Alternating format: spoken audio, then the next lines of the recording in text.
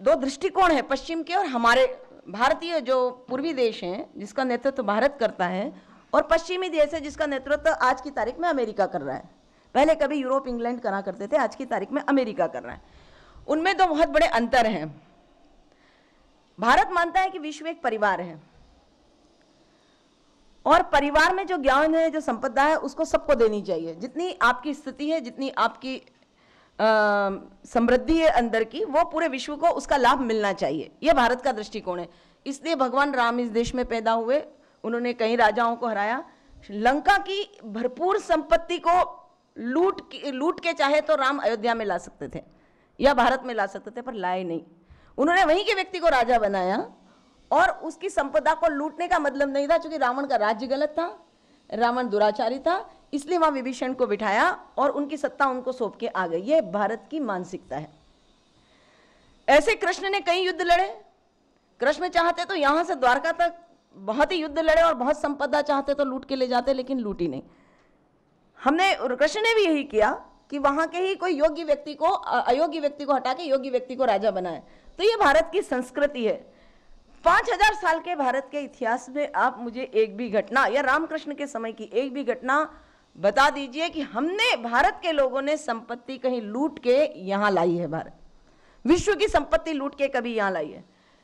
अभी इंदिरा गांधी के समय में हमने बांग्लादेश अलग किया, क्योंकि हमसे पंजाब अलग करवाना चाहते थे, हमारे देश के दो टुकड़े करना चाहते थे, हमने बांग्लादेश अलग करवा दिया, लेकिन बांग्लादेश की संपत्ति को हमने लूटा नहीं।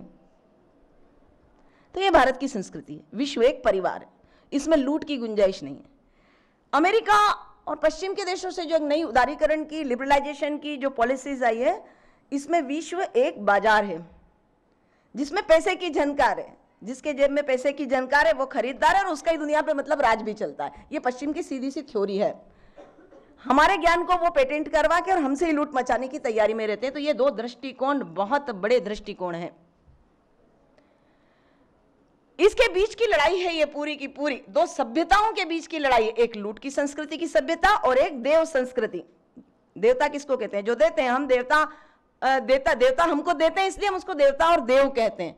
तो भारत की जो संस्कृति वो देव संस्कृति है, और एक है पाश्चात्य संस्कृति, जिसको किसको कहते हैं? रावण की संपदा वाले लोग, कि लूट लो पूरी दुनिया से। यही किया ब्रिटेन के लोगों ने। हमारे यहाँ के तख्तो ताज लूटे, ईस्ट इंडिया कंपनी आई तो व्यापार करते आप ट्रेड की तरह। आपने छल किया, कपट किया, दुराचार किया। पश्चिम बंगाल का पूरा इतिहास उठा के देख लीजिए। ईस्ट इंडिया कंपनी की 13 साल के राज में जो पश्चिम बंगाल की लड़कियां राजरानियों की तरह रहती थी, वो एक एक मुट्ठी धान के लिए तरसने लगी। इतनी भयंकर लूट, छल से, कपट से, षड्यंत्र से।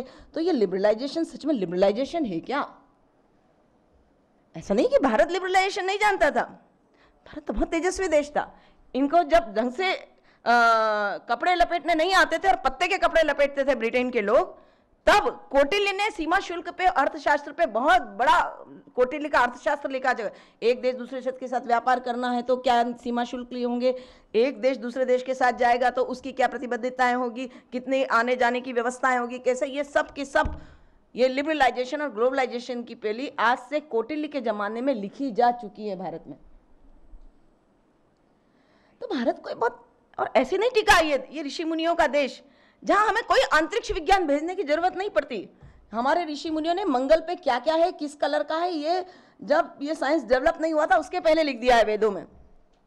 पढ़िए, आप सामवेद पढ़िए, ऋग्वेद पढ़िए, अथर्ववेद पढ़िए, बिल्कुल उसमें आपको सारी की सारी वो बातें दिखाई देगी जो आज के वैज्ञानिक बता रहे हैं। और अभी की क्यों, कृष्ण के समय को देखिए, प्रद्युम्न को टेक्नोलॉजी, रसायन टेक्नोलॉजी से बड़ा किया था, प्रद्युम्न को बड़ा किया था तो रसायन टेक्नोलॉजी से बड़ा किया था।